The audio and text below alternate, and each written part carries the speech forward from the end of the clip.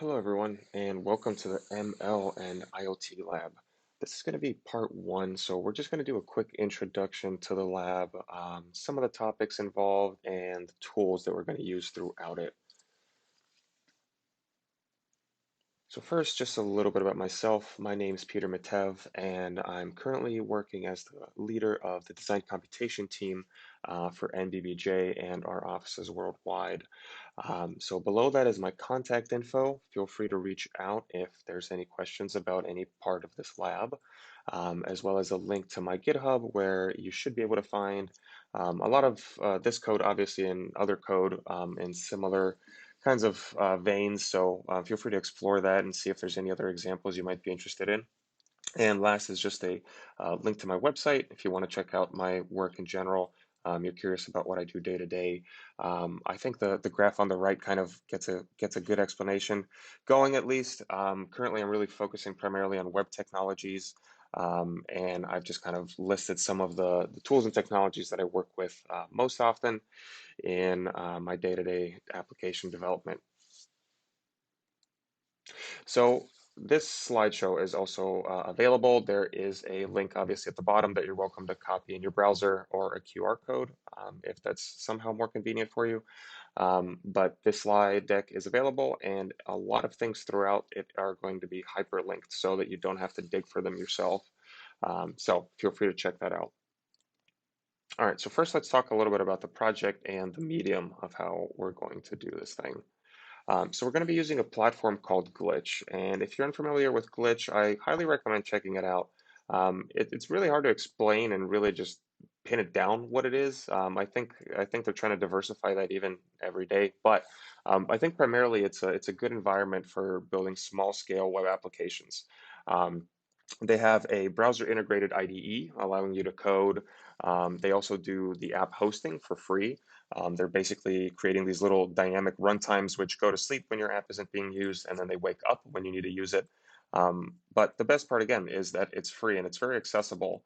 And you can also look at other people's projects, clone them, fork them, and there's some other cool features we're going to talk about as well, like being able to go back in time, which I think is going to be really, really helpful for this lab. So this is also going to make sure that we don't need any kind of installation. If you don't have any IDEs or any packages installed, that's fine. This is all going to be browser based. Everything is going to be there out of the box. So which is going to make it a lot easier for us to be on the same page regardless of skill level. So this is what the project page is going to look like. And again, this is hyperlinked as well if you just want to click it when you get this slide deck. Um, we have a series of modules, and currently we have 8. We might add a little bit more, and there might be some editing even after this video is released, just based on people's feedback. But um, it's meant to be chunked up and really accessible. So we're going to take it one step at a time, and it's not going to be this kind of long monolithic slog where if you don't follow along for a portion, you're kind of lost forever. There's always going to be a stopping point for you, and these are public things which you're going to be able to copy, play with, and nuke and start over if you mess up. So I'm hoping that this is just going to again make it really easy for everybody to follow along regardless of skill level. So parts 1 through 4 are really going to be about the sensor capture and analysis. And for that, we're going to be using Vue.js and Tensorflow, and TensorFlow's JS implementation, which is actually pretty well at this point, not that recent, but recent enough. It's TensorFlow.js, and this might seem like a bit of a kooky combination to you, especially if you're more on either the data science side or the IoT hardware and software side. Yeah, and yes, this is a little bit weird. I'll say it outright that this isn't really the enterprise grade stack that you would use if you were deploying this at scale and trying to make money off of it or something like that.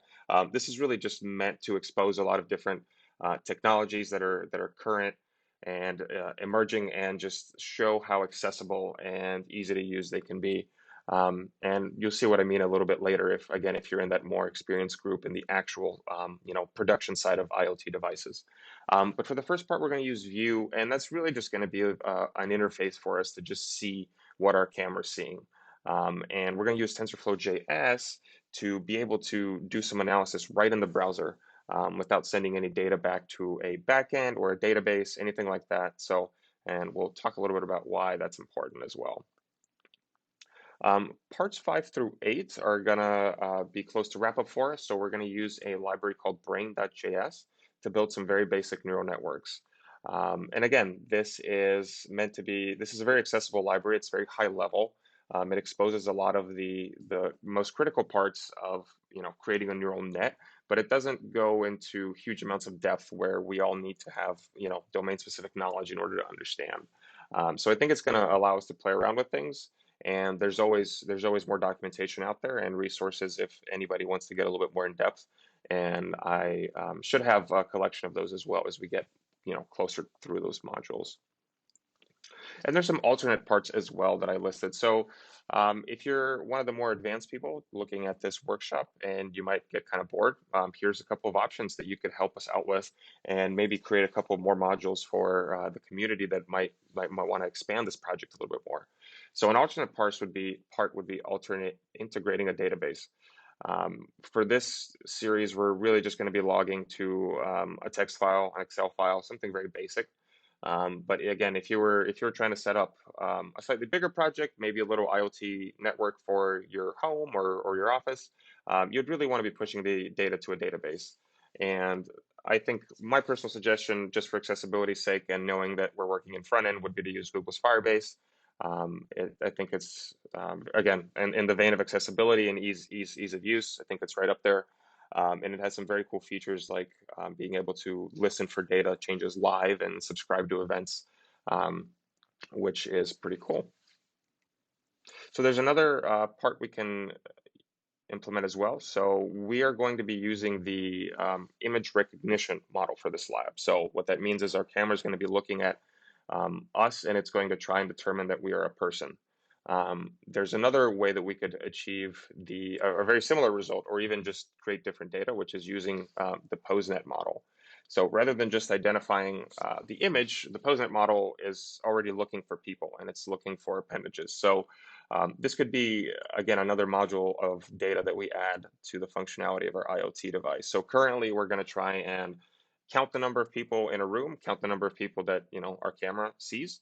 But we could even go one step further. If we implemented something like this, we could try and understand if those people that we're seeing are sitting down, if they're lying down, if maybe they're slumped forward, maybe their body language is telling us something about how they feel in the space and how they're experiencing the world around them. Or it could be something different altogether. That's totally up to you. And if we have time, we'll wrap it into this lab. But if not, again, I'll put that out there for the community as a little challenge. The glitch modules are going to be there for you to just easily fork and remix. So if this is something that you're interested in, highly encourage you to do it. All right, so going back to the cookie stack a little bit, so I want to talk about why these technologies are coming together for this lab. So first and foremost, the lab is a learning opportunity. We're not making products for a startup, and we're not going to market tomorrow. The goal of this was to really provide a diverse set of learning opportunities so that no matter what your experience and background is, that there's hopefully something you can pick up and learn. So here's why the different pieces are what they are. So view, like I said, we're gonna visualize the output of the camera. It's gonna help us debug and understand what the model is going to be seeing and how we expect it to predict things. But it's also a good opportunity to get into some front-end web development. Vue is a very new, modern framework, very popular and gaining popularity by the day because it's so easy to use, it's fast, easy to understand, and it gets you up and running and creates some fantastic products right out of the box. So if you haven't been experienced or haven't been exposed to front-end development, this is a good one. TensorFlow JS. So there's obviously a rabbit hole of TensorFlow we can go down, and that's been around for a while. On the Python side, on the JS side, it's a little bit newer, but it doesn't mean that there's any less depth. What we're going to use from TensorFlow, however, is not so much the ability to create a custom model, but the ability to consume models that have been pre-trained for us.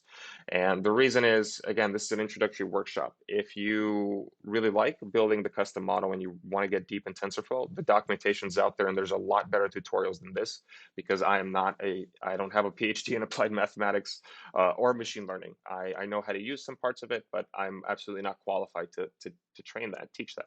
So TensorFlow is going to get her feet wet and just show us the power of what's out there and show us how to leverage existing models. Brain.js is going to get her feet wet in terms of creating those models. So again, if you really like what Brain.js is letting you do, but you feel like there's not enough depth, you could totally jump right back into TensorFlow and do the same thing, but with a lot more detail and control. And the last one is Express.js. So we're going to create a very simple backend API. It's mostly going to be to just do some analytics using our predictive model, but it's also going to expose us to how to create a very basic API, how to just create a web endpoint, which you can deploy anywhere and you can access from anywhere and do things like computation or just do things like return some data. So I think those are all some very interesting pieces, and hopefully there's something in there that you have not learned or seen or worked with before. So a little bit about Glitch as well. So this is kind of what your editor environment is going to look like. It should be pretty familiar if you use IDEs on a day-to-day. On the left hand, we have our tree of files and folders and all that good stuff. And on the right is really just the main view of the file that we're looking at. So for all of these modules, there's going to be a README, which tries to outline some of the most critical parts of that module. And there's going to be obviously project files as well in the left. So there's some very useful controls, I think, when you open up one of these projects. So if you, the mouse isn't in the screenshot, but if you mouse over here over the title and you click on it, this will expose a list of controls. So new project, that I think everybody understands what that is.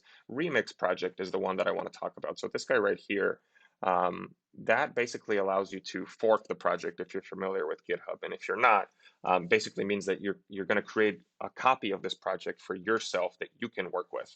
And I think that's pretty cool because, again, you don't have to code along if you don't want to. You can just remix one of these modules and start playing around. If you mess something up, you can just go down here, delete it, and start over.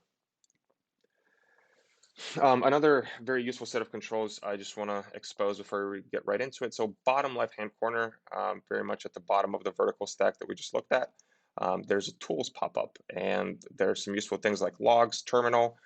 Those are useful if you're debugging something and want to understand what errors you're getting. And then rewind is the one that I think is the most interesting. So this basically is like a draggable timeline that you can use to go back in time.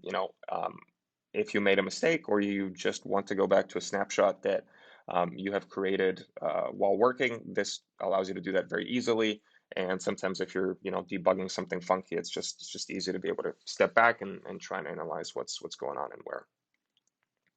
All right, so how do you follow along? I think there's a lot of different options, and you can do any of these or none of these really. So my favorite one is just to remix and tinker.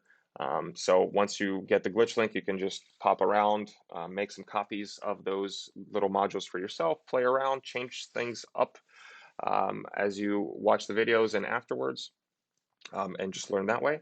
You could also completely start fresh and code along, so you can open up Glitch and create yourself some new projects. And as I'm talking through the different modules, you can try and create the same thing for yourself. Or you could just simply remix and listen or explore. So you don't have to do any coding. You can just watch and yeah, follow along. And the last one is collaborate, share, or assist using glitch sharing. And I think this is a pretty cool one, especially now at the time of this recording when a lot of us are working remotely, working from home.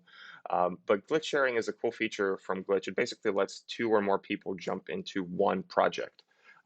So, if you're working with someone and maybe they're struggling a little bit and you're farther along in the modules, you could very easily just use glitch sharing, jump into their instance and code along with them and help them understand maybe what you've already gone through. Or you could just get a group of people and jump into one instance so that you guys are all working together as opposed to each doing it their own way. So really cool feature. Highly encourage everybody to look at that one. And if you're more advanced, how do you follow along? Well, you could do all the things on the previous slide, just absolutely breeze through them. But here's also some other things that you could help out everybody else watching. So you could add that database connection module, again, either on Glitch or otherwise. You could try PostNet as an alternate to the Coco SSD image recognition model that we're going to use.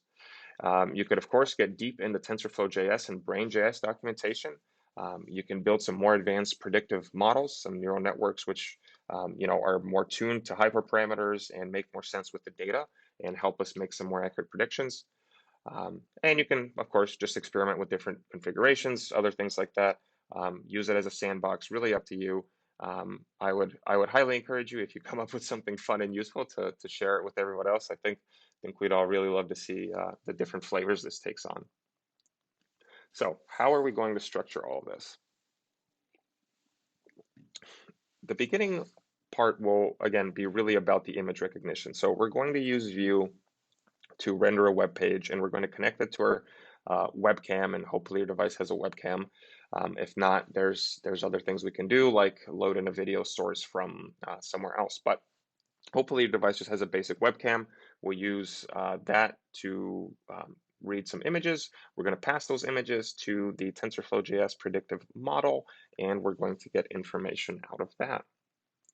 So why are we using Vue? I know I mentioned a little bit before, but just to sing some more of its praises, I think the slide here says it all: approachable, versatile, and performant. Highly recommend using this in other projects as well. The documentation is really, really good. So hopefully this is one of the linked ones. Yes, it is. Check out their documentation. I feel like it's very easy to read. You can almost just read it like a book, start at the top, go down. It gives you, honestly, all of the most critical things to build a really effective web experience, I think. Highly also encourage you to install Vue.js DevTools. So this workshop is going to work best in Chrome, and DevTools are really going to allow us to debug and understand what's going on in the Vue instance, which is going to be critical to make sure that data is going to the right places and we're collecting the right types of information so that our model can work and analyze. TensorFlow.js is another critical part of this. So I said that it's on the newer side, but their website is very robust. They have a lot of documentation there, tutorials, guides, demos, all that good stuff. So if your interest is more on the TensorFlow side, highly recommend you checking it out. And again, this slide is hyperlinked, so just feel free to click. So on the TensorFlow.js website, they have a lot of examples as well. You can see on the top, there's a lot of very diverse medium in which those examples are working. So obviously you can kind of imagine the browser is the biggest sandbox that there is. And highly encourage you to explore through some of these and see if there's anything that might be of interest to you. There's some more traditional examples on the bottom. You can see like text classification, hand tracking, or I guess corporal tracking. Stuff like that. So all kinds of really good content. Brain.js is, like I said, a much more high-level library than TensorFlow.js. So this is going to expose a lot of the parameters for us to create neural nets, but it's also going to allow us to do it with the minimum overhead as possible. So this is kind of the most rudimentary implementation, and you can see that this is like, what, 5-6 lines maybe, and we have a basic neural net. Is it going to be perfectly tuned and optimized? No, but it's a good example of how we can be up and running and get into the specifics and other complexities as we can. So they have some, again, much more detailed tutorials on Brain.js than what we're going to go through here. We're going to use it just to get up and running, but this is another one of the hyperlink slides. It's a lesson series on Scrimba from the creator of Brain.js. And he shows a lot of different examples using different data types, numbers, strings, long short-term neural nets, all kinds, and they all have very different applications and use cases. So again, highly suggested that you check this out if this is your specific interest. I also want to do a quick thanks for the data sets that we're going to use for the predictive and analytical model. So for the purposes of this workshop, obviously we are not going to collect huge data sets in databases. So we had a little bit of help from Spacebot. And Spacebot is a startup company that basically does what we're talking about, but much more sophisticated with the right hardware and the right software. And they're creating these IoT devices that they can place around their client spaces and collect different information about those spaces to hopefully create some intelligence and insight for those clients into how they should be managing those spaces better and more efficiently. So David and Keith have provided a sample data set for us that was collected from a client's office somewhere. So the data is all encrypted, anonymized. It's in the form of a CSV file that we're going to consume later. So we're going to use a part of that to create a predictive model that's a little bit more richer and has a little bit more training data than we're just going to be able to create in a couple of hours or something like that. And especially for those of us that don't have access to a conference room or a big office, and might have to rely on the analytics that come out of our own webcam, which wouldn't be very many. So this is kind of what their product looks like. And like I said, it's similar in concept, but much more sophisticated. So their hardware is a Raspberry Pi unit with a vision sensor and a Wi-Fi signal emitter. And this is kind of the stack of what they do and the information that they collect. All right, so what's the finished project going to look like? There will be two parts. So the first part will be the little front end sensor itself. So this is just going to show us the video feed, and it's going to tell us if a person is detected and how confident the model is that that's a person. And the second part is a little bit, I guess, more difficult to put into an exciting image, but it's going to be our custom model. So like I said, we're going to use Brain.js. We're going to create a neural net, and we're going to get some predictive analytics out of it and then basically serve it over an API so that we can pass different information to it and get different outputs out of it. So that's what that's going to look like, a little bit less exciting. But yeah, that's going to be what we're going to be building. So hop on over to part 2 and let's get started.